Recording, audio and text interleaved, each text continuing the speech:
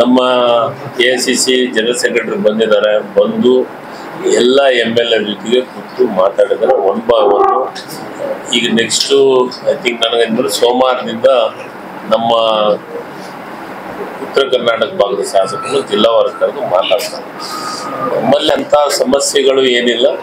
ಎಲ್ಲ ಶಾಸಕರ ಕೆಲವೊಂದಿಷ್ಟು ವಿಚಾರಗಳನ್ನ ಮಾಧ್ಯಮದೊಳಗೆ ಪ್ರಸ್ತಾಪ ಮಾಡೋದ್ರಿಂದ ಬಂದು ಅದ್ರ ಬಗ್ಗೆ ಚರ್ಚೆ ಮಾಡಿದ್ದಾರೆ. ನಾವು ಸರ್ಕಾರ ಸುಭದ್ರವಾಗಿದೆ.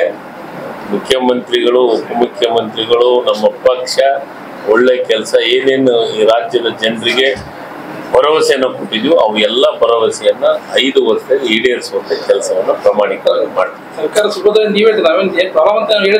ಸುಭದ್ರ ಅಂದ್ರೆ ಬಿಜೆಪಿ ಅವ್ರು ಮಾತಾಡ್ತಾರೆ, ಬಿಜೆಪಿ ಅವ್ರು ಹೇಳ್ತಾರ ನವೆಂಬರ್ದಾಗ ಇಲ್ಲ, ಡಿಸೆಂಬರ್ದಾಗ ಇರ್ತೈತಿ, ದಸರಾ ಅನ್ನೋದ್ರಾಗ ಅವ್ರು ಇರಂಗಿಲ್ಲ, ಇವ್ರು ಇರಂಗಿಲ್ಲ.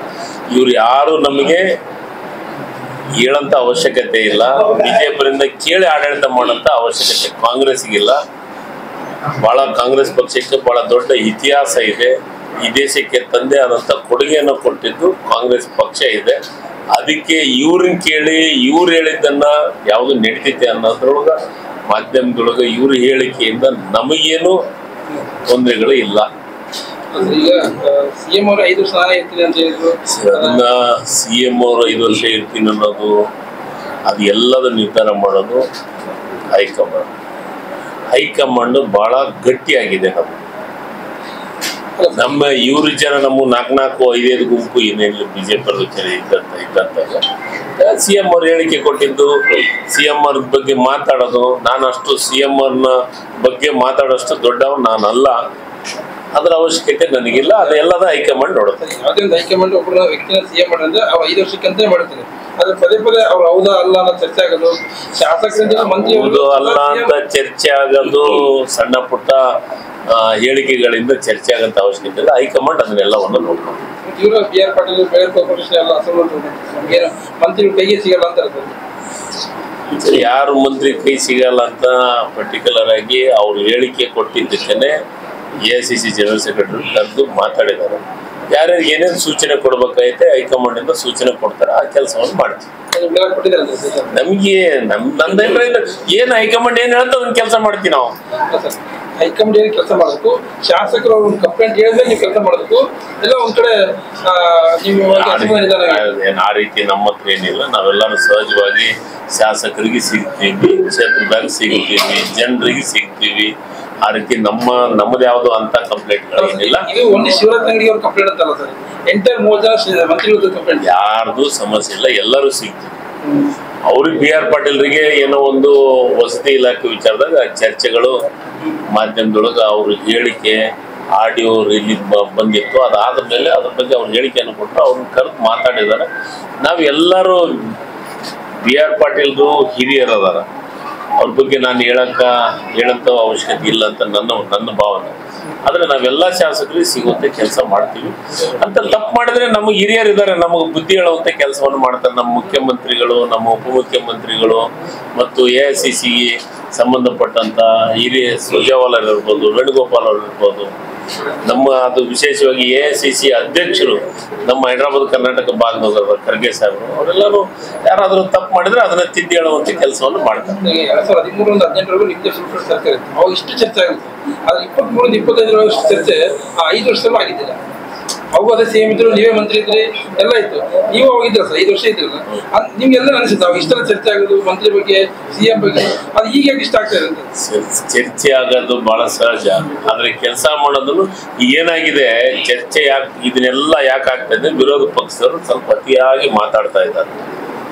ಯಾಕೆ ಮಾತಾಡಕತ್ತಾರೆ ಅವ್ರಿಗೆ ಹೆಚ್ಚು ನಿಮ್ಮನೆ ಮಾತಾಡ್ತಾರೆ.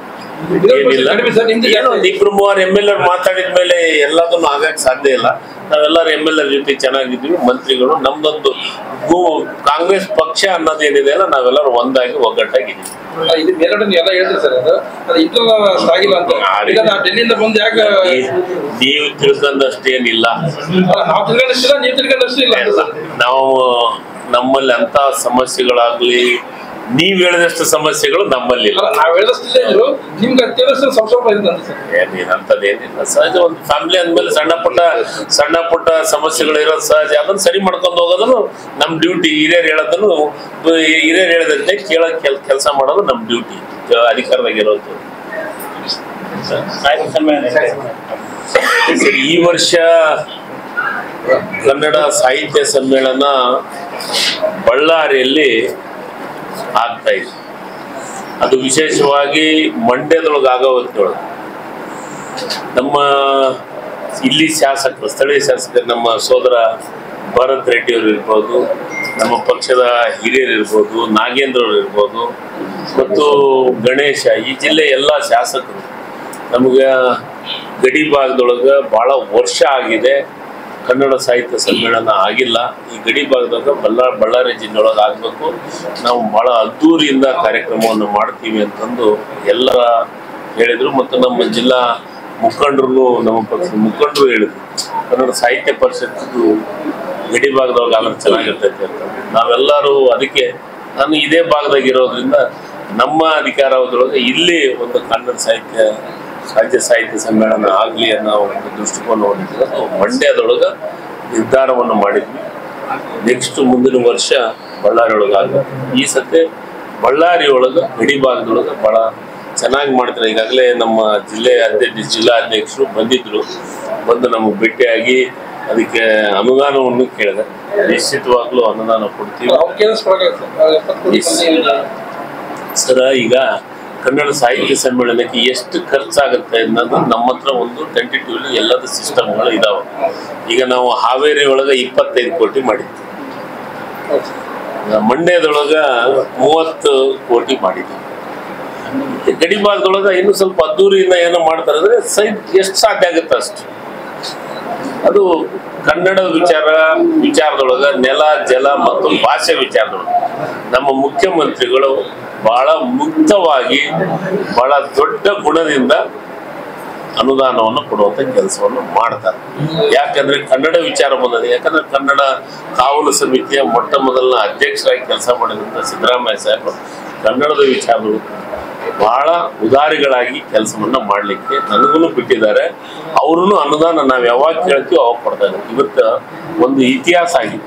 ಏನಂದ್ರೆ ಭುವನೇಶ್ವರಿ ಮೂರ್ತಿ ಪ್ರತಿಷ್ಠಾಪನೆ ಮಾಡ್ಬೇಕಂತ ಕನ್ನಡದ ಹೋರಾಟಗಾರರು ಇರ್ಬೋದು, ಕನ್ನಡದ ಬಗ್ಗೆ ಚಳವಳಿ ಮಾಡೋದಂತವ್ರು ಇರ್ಬೋದು, ಮತ್ತು ದೊಡ್ಡ ದೊಡ್ಡ ಕನ್ನಡ ಸಾಹಿತಿಗಳಿರ್ಬೋದು, ಎಲ್ಲರೂ ಹೇಳಿದ್ರು. ಯಾವ ಕಾಲದೊಳಗೂ ಆಗಲಿಲ್ಲ. ಮೊನ್ನೆ 50 ವರ್ಷ ಕನ್ನಡ ಸಂಭ್ರಮ ಆದ ಒಂದು ನೆನಪಿಗಾಗಿ ಇವತ್ತು ಭುವನೇಶ್ವರಿ ಸ್ಟ್ಯಾಚ್ಯೂನ್ನ ವಿಧಾನಸೌಧ ಮುಂಭಾಗದಲ್ಲಿ ಮಾಡಿದ್ವಿ. ಬಹಳ ದೊಡ್ಡ ಐತಿಹಾಸಿಕವಾದಂಥ ಒಂದು ನಿರ್ಧಾರ. ಆ ರೀತಿ ಕನ್ನಡದ ವಿಚಾರ ಬಂದಾಗ ಬಹಳ ಉದಾರತೆಯಿಂದ ಅನುದಾನ ಇರ್ಬೋದು ಮತ್ತು ಅದರ ಬಗ್ಗೆ ಕಾರ್ಯಕ್ರಮಗಳ ಬಗ್ಗೆ ಇರ್ಬೋದು ಬಹಳ ಉದಾರತೆಯಿಂದ ಕೆಲಸವನ್ನು ಮಾಡೋಂಥದ್ದನ್ನು ನನಗೆ ಸಲಹೆಯನ್ನು ಕೊಡ್ತಾ ಇದ್ದಾರೆ. ಹೀಗಾಗಿ ನಮಗೆ ಇಲ್ಲಿ ಅಂಥ ಸಮಸ್ಯೆಗಳೇನು ಬರಲ್ಲ. ಮತ್ತು ಇಲ್ಲಿ ಸರ್ಕಾರದಿಂದ ಕೊಡಬೇಕಾಗಿದ್ದು ಅದಕ್ಕೆಲ್ಲ ಸಮಿತಿ ಇದೆ, ಸಮಿತಿ ಮಾಡ್ತಾರೆ. ಯಾವ ರೀತಿ ಕಾರ್ಯಕ್ರಮ ಮಾಡ್ಬೇಕನ್ನೋದು ಈಗಾಗಲೇ ಚರ್ಚೆಯನ್ನು ಮಾಡಿದ್ರು. ಮೊನ್ನೆ ಒಂದು ಸಭೆ ಮಾಡಿದ್ದಾರೆ. ಯಾರನ್ನ ಸಮ್ಮೇಳನ ಅಧ್ಯಕ್ಷ ಮಾಡಬೇಕು ಅಂತಂತ ನಿರ್ಧಾರವನ್ನು ಈಗಾಗಲೇ ಮಾಡಿದ್ದಾರೆ. ಅವ್ರೇನು ನಿರ್ಧಾರ ಮಾಡ್ತಾರೆ, ಅವ್ರೇನು ಸಹಕಾರ ಕೇಳ್ತಾರೆ, ನಿಶ್ಚಿತವಾಗ್ಲೂ ಜಿಲ್ಲಾ ಮಂತ್ರಿ ಮತ್ತು ನಮ್ಮ ಸ್ಥಳೀಯ ಶಾಸಕರು ಮತ್ತು ಇಲ್ಲಿ ಕನ್ನಡದ ಅಭಿಮಾನಿಗಳು ಕನ್ನಡದ ಮೇಲೆ ಇಟ್ಟಂತ ಎಲ್ಲ ಗೌರವಾನ್ವಿತರಿಗೆ ಏನೇನು ಹೇಳ್ತಾರೆ ಅದನ್ನು ಕೊಡುವಂತ ಕೆಲಸ ಮಾಡ್ತಾರೆ. ಈ ಸರ್ಕಾರದ ಕೂಡ ಕಡೆ ಅದ. ಈ ಹಾಲಿ ಅಧ್ಯಕ್ಷ ಮಹೇಶ್ ಜೋಶಿ ಅವರು ಹಾವೇರಿದು ಲೆಕ್ಕ ಕೊಟ್ಟಿಲ್ಲ, ಮಂಡ್ಯದ ಲೆಕ್ಕ ಕೊಟ್ಟಿಲ್ಲ. ಅದು ಸರ್ಕಾರ ಅವ್ರನ್ನ ಎನ್ಕ್ವೈರಿ ಆಗಿದೆ. ಮತ್ತೆ ಈಗ ಅದು ಹೆಂಗ್ ಸರ್? ಎನ್ಕ್ವೈರಿ ಆಗಿದೆ, ಎನ್ಕ್ವೈರಿ ನಡೀತಾ ಇದೆ. ನೋಡಿ, ಇದು ಸರ್ಕಾರದ ದುಡ್ಡು. ಆ ದುಡ್ಡನ್ನ ಕಮಿಟ್ಮೆಂಟ್ ಅನ್ನ ಕೊಡಬೇಕಾಗಿದ್ದನ್ನ ಕೊಡಲೇಬೇಕು. ಅದಕ್ಕೆ ಸಹಕಾರ ಇಲಾಖೆ ಅಧಿಕಾರಿಯನ್ನ ನೇಮಕ ಮಾಡಿ ಆದೇಶವನ್ನು ಮಾಡಿದ್ರು. ಕೊಡ್ತಾ ಕೊಡ್ತಾರೆ. ಅದನ್ನ ಕೊಡ್ಲಿಲ್ಲ ಅಂದ್ರೆ ಯಾರ ದುಡ್ಡು ಸರ್ಕಾರ ದುಡ್ಡನ್ನ ಯಾರು ತಗೊಂಡ್ ಇಟ್ಕೊಂಡು ಕುಂದಕ್ಕಾಗಲ್ಲ, ಲೆಕ್ಕ ಕೊಡ್ಲೇಬೇಕು, ಅದು ಕಮಿಟ್ಮೆಂಟ್. ಅಧ್ಯಕ್ಷ ಮೇಲೆ ಎನ್ಕ್ವೈರಿ ಆಗಿರಲ್ಲ ಸರ್ಕಾರ. ಅದು ಇದು ಇದ್ರೆ ಅವ್ರು ಕೊಡ್ಲಿ, ಆದಷ್ಟು ಬೇಗನೆ ಅದನ್ನ ಎನ್ಕ್ವೈರಿ ಮುಗಿದೈತೆ. ಅದು ಎನ್ಕ್ವೈರಿ ಮುಗಿದ್ಮೇಲೆ ಅದನ್ನ ನಿರ್ಧಾರ, ಈಗ ಎನ್ಕ್ವೈರಿ ಹಂತದಾಗೈತೆ, ಅದನ್ನ ಈಗ ನಾನು ಮುಂಚಿತವಾಗಿ ನಾನು ಅದನ್ನ ಏನು ಮಾತಾಡಕ್ಕಾಗಲ್ಲ, ಅದು ಮುಗಿಲಿ. ಆದ್ರೆ ಕನ್ನಡ ನೆಲ ಜಲ ವಿಚಾರದೊಳಗ ಯಾರಿಂದನೂ ಏನು ನಿಂದ್ರಂಗಿಲ್ಲ, ತನ್ನ ಕೆಲಸ ತಾನು ನಡೀತೀವಿ. ಸರಿ, ಈಗ 2ನೇ ತಾರೀಕಿಂದ ಬಿಡ್ಬೇಕಂತ ನಿರ್ಧಾರ ಮಾಡಿದ್ವಿ. 2ನೇ ತಾರೀಕಲ್ಲ, 30ನೇ ತಾರೀಕಿಗೆ ಬಿಟ್ಟಿದ್ದೀವಿ. ನಾನೇ ICIC ಅಧ್ಯಕ್ಷ ಇರೋದು. 30ನೇ ತಾರೀಕಿಂದ ಬಿಡ್ತಾ ಇದ್ವಿ. ನಿಮ್ಮಲ್ಲಿ ಏನಾಗಿದೆ ಅಂತಂದ್ರ ಮೇಲ್ಮಟ್ಟದ ಕೆನಾಲು ಕೆಳಮಟ್ಟದ ಕೆನಾಲು ಸಣ್ಣ ಪುಟ್ಟ ವರ್ಕ್ ನಡೀತಾ ಇದೆ. ಆ ವರ್ಕ್ ಅನ್ನ ಮುಗಿಸಿದ ತಕ್ಷಣ 10ನೇ ತಾರೀಕಂತ ICIC ಮೀಟಿಂಗ್ ಒಳಗೆ ನಿರ್ಧಾರ ಆಗಿತ್ತು. ಇವು ಯಾರು ರೈಟ್ ಬ್ಯಾಂಕು ಮತ್ತು ಮೇಲ್ಮಟ್ಟ ಕೆಳಮಟ್ಟದ ಕೆಲವು ವರ್ಕ್ ನಡೆಯೋದ್ರಿಂದ 10ನೇ ತಾರೀಕಿಗೆ ಬಿಡ್ತೀವಿ. ಇನ್ನೊಂದು, ಯಾವ ರೈತರಿಗೂ 10ನೇ ತಾರೀಕಿಗೆ ಬಿಟ್ರೆ ಸಮಸ್ಯೆಗಳು ಆಗೋದಿಲ್ಲ. ಯಾಕಾಗಲ್ಲ ಅಂದ್ರೆ ಇನ್ನೂ ಸಸಿ ಮಡಿಗಳ ಬಂದಿಲ್ಲ ನಮ್ಗ. ಈಗ 15-20 ದಿವಸದ ಸಸಿ ಮಡಿಗಳದಾವ್, ಇನ್ನು ಮಿನಿಮಮ್ 20-25 ದಿವಸ ಸಸಿ ಆಗ್ಬೇಕು. ಸರ್, ಈಗ ಸಸಿ ಮಡಿಗಳಿಗೆ ಎಲ್ಲಿ ಬಿಡ್ಬೇಕಾಗಿದೆ? ಪ್ರತಿ ವರ್ಷ ಸಸಿ ಮಡಿಗಳಿಗೆ ನೀರ್ ಬಿಡಂಗಲ್ಲ ನಾವು. ಅಣ್ಣ, ಸಸಿ ಮಡಿಗಳಿಗೆ ನೀರು ಬಿಟ್ಟಿದ್ದು ಉದಾಹರಣೆ ಇಲ್ಲ. ಇದೇ ಸತೆ ಬೋರ್ ಎಲ್ಲಿ ಇಲ್ಲ ಹಂಗನ್ಬೇಡ. ನಾವು ಯಾವಾಗ್ಲೂ ಕೇಳು ಬ್ರದರ್, ಸಸಿ ಮಡಿಗಳಿಗೆ ಎಂದೂ ನೀರು ಬಿಟ್ಟಿಲ್ಲ. ಈ ಸತೆ ನಮ್ಗೆ ಡ್ಯಾಮ್ನೊಳಗ ನೀರು ಏನು ಪ್ರಕೃತಿ ಬಹಳ ಸಹಕಾರ ಕೊಟ್ಟಿರೋದ್ರಿಂದ ನಾವು ನಾನ್ ಕೇಳ್ತೀನಿ ನಿಮ್ಗ, ಜುಲೈದೊಳಗೆ ಎಂದು ನೀರ್ ಬಿಟ್ಟು ಜುಲೈದೊಳಗ ನೀರ್ ಎಂದು ಬಿಟ್ಟು ಕೆನಾಲ್ಗೆ ಸರ್, ಈಗ ನಾನ್ ನೀರ್ ಬಿಟ್ಟೇ ಬಿಡ್ತೀವಿ. ನೀರ್ ಇಟ್ಕೊಂಡ್ ನಾವೇ ಮಾಡೋಣ. ನಾನ್ ಹೇಳಕತ್ತಿದ್ದು ಸಸಿ ಮಡಿದ ಬಗ್ಗೆ ಹೇಳಿದ್ರಲ್ಲ. ಈಗ ನಿಮ್ ಮೇಲ್ಮಟ್ಟದ ಕೆನಾಲ್ ಕೆಲಸ ನಡೀತೈತೆ, ಕೆಲಸ ಮಾಡೋದ್ ಬೇಡ ಅಂತೀರಾ? ಎಲ್ಲ ನಾನ್ ಹೇಳಕತ್ತಿದ್ದೆ ಕೆಲಸ ಬೇಡ ಅಂತೀರಾ? ಸರಿ, ಜನರಲ್ಲಿ ಕೆಲಸ ನಡೆದೈತಿಲ್ಲ, ಈ ಕೆಲಸ ಬಿಡಂತೀರಾ? ಅದನ್ನ ಅದಕ್ಕೆ 8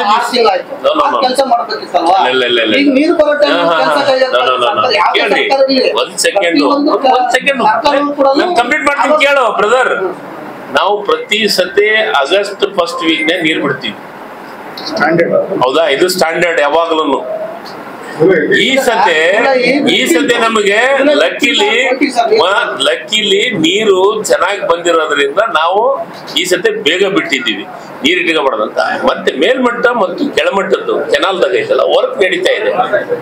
ಅದು ವರ್ಕ್ 10ನೇ ತಾರೀಕು ಅನ್ನೋದ್ರ ಮುಗಿಸ್ಬೇಕು ಅಂತ ಆದೇಶ ಮಾಡಿದ್ವಿ. 10ನೇ ತಾರೀಕಿಗೆ ರೈಟ್ ಬ್ಯಾಂಕಿಗೆ ಮತ್ತು ಮೇಲ್ಮಟ್ಟ ಕೆಳಮಟ್ಟದ ನೀರು ಬಿಡುವಂತ ಕೆಲಸ ಮಾಡ್ತೀವಿ. ಬಳ್ಳಾರಿಯ ನಿರಂತರ ಸುದ್ದಿಗಾಗಿ ಬಳ್ಳಾರಿ ಬೆಳಗಾಯಿತು ಚಾನೆಲ್ನ ಸಬ್ಸ್ಕ್ರೈಬ್ ಮಾಡಿ ಹಾಗೂ ಬೆಲ್ ಐಕಾನ್ ಒತ್ತಿ.